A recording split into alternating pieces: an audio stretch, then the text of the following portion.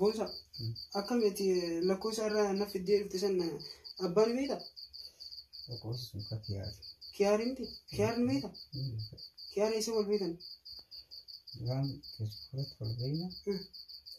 Dara kiyaarri waliin tolchee.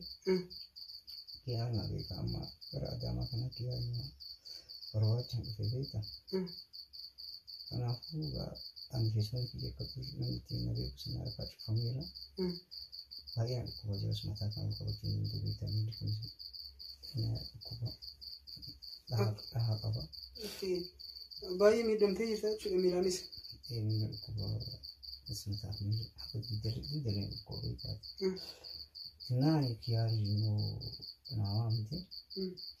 Nama ijoollee Oromoo kan mana beekanichi waliin feesbuuka isaarratti akka waan quunnamsiisu. Yoo illee yoo jiraate illee biyyaansi namoonni na jibban illee jiraachuu danda'a kan jaallatan illee jiraachuu danda'a. Haala keessa jiru qofa akka beekanii barbaade kiyaar akka nawaamtu barbaades kiyaar. Qaanillee kiyaar bilbilee itti siima.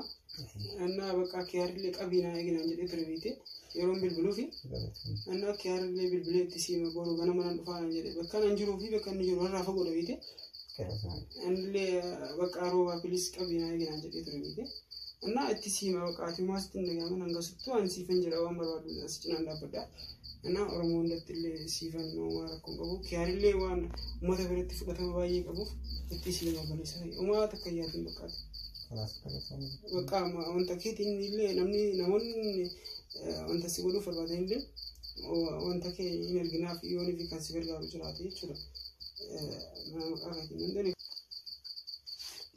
Anna bakka waan jiru hunda si goona maqaa keetiin waan hunda siif hin godha si goona maqaa keetiin akkaawuntiilee si banna lakkoofsallee akka jiru bilbilallee si anatu bitee si kanna anna akkaawuntiilee boroo wajjin deemnee si bannee maqaa keetiin jechuudha uummanni akkasii gargaarutti si goona uumaan boo'in baqqaati booza.